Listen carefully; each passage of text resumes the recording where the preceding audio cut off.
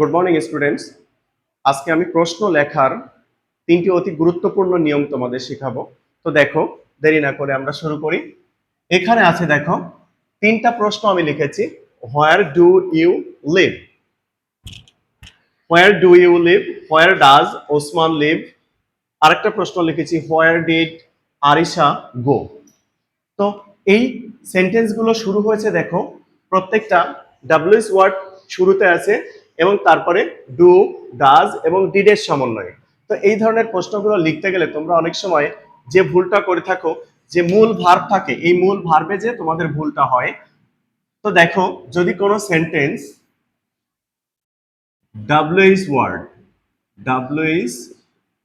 Word plus auxiliary verb, এই auxiliary verb মানে কিন্তু এখানে থাকবে ডু বা ডাজ অথবা ডিড, এই তিনটা থাকবে, প্লাস সাবজেক্ট থাকবে, প্লাস এখানে ভার্ব ওয়ান, তারপরে অবজেক্ট বা এক্সটেনশন যদি থাকে, তারপরে জিজ্ঞাসাবোধক চিহ্ন।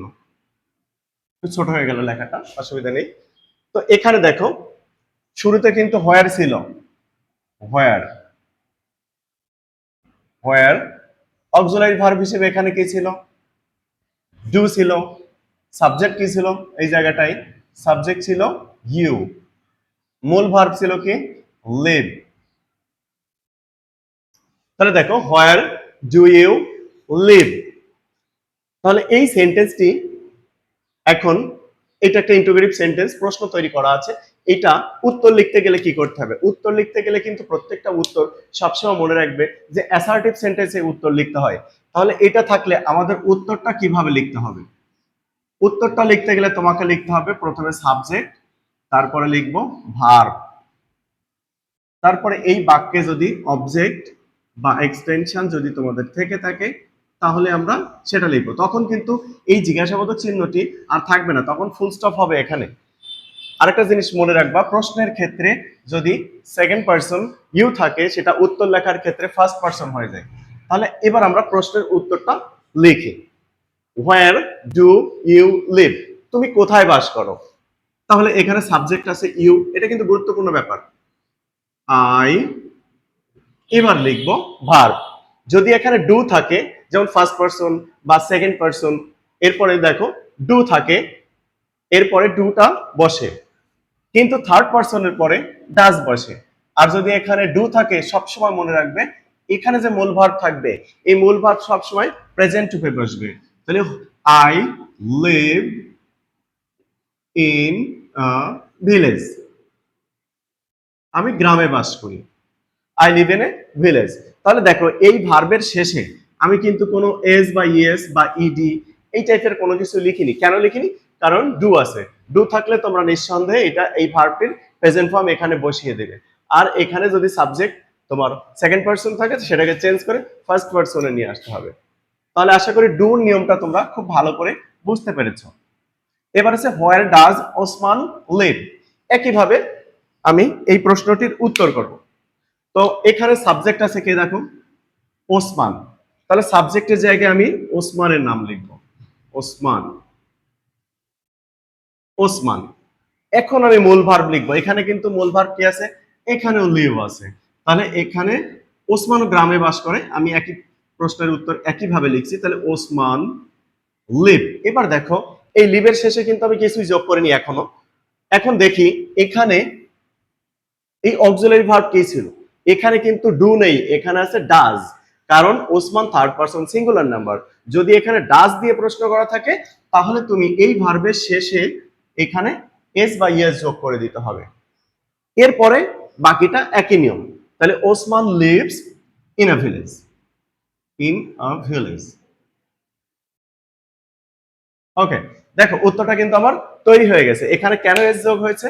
কারণ এখানে ডাজ আছে। ডাজ থাকলে নিঃসন্দেহে তোমরা একদম চোখ বন্ধ করে লিখে দিবা এখানে এস বাই এস, মূল ভার্ব।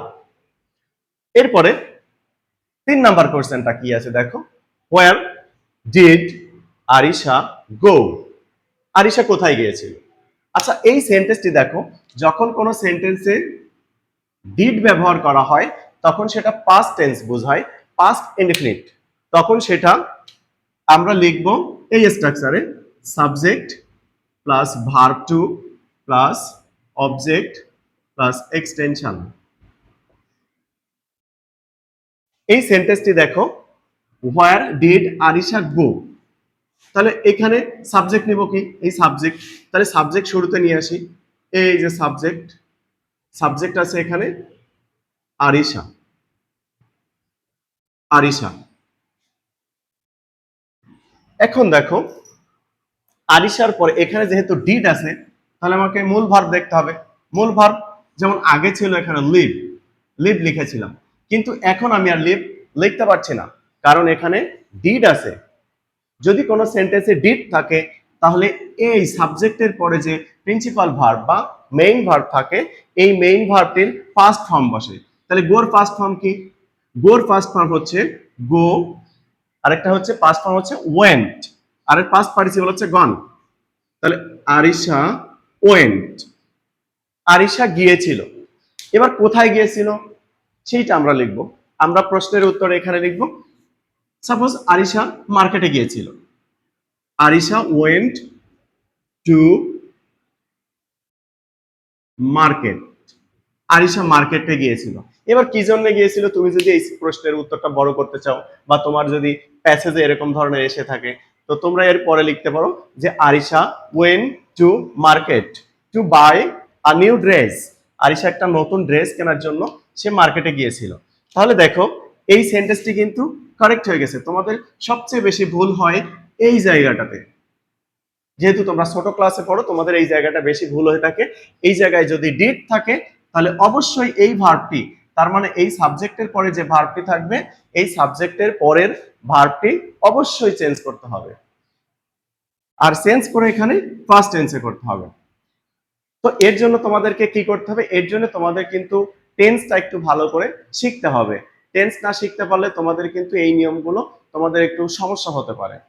তো আশা করি আমি তিনটি আজকে যে নিয়ম শিখিয়েছি এই তিনটি নিয়ম তোমরা অনেক সুন্দর করে বুঝতে পেরেছো। তোমরা বুঝতে না পারলে এটা বারবার দেখবে, দেখার পরে তোমাদের এই ধরনের প্রশ্নগুলো আর সমস্যা হবে না। এছাড়া তোমরা যারা ডাব্লিউএস কোশ্চেন পারো বা যারা তোমাদের ডাব্লিউএস ওয়ার্ডগুলো তোমাদের মনে আছে তারা এইগুলো সুন্দর করে পারবে।